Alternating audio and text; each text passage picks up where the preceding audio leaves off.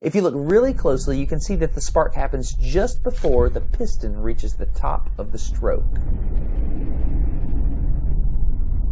I asked Everett and Mike if they would dare to run the engine on gasoline for me.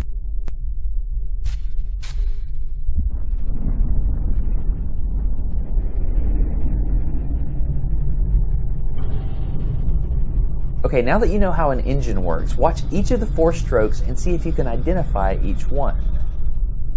Intake, compression,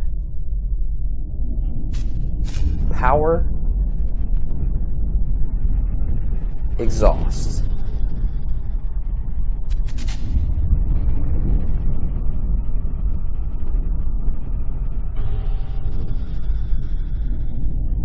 Intake, compression, power, exhaust.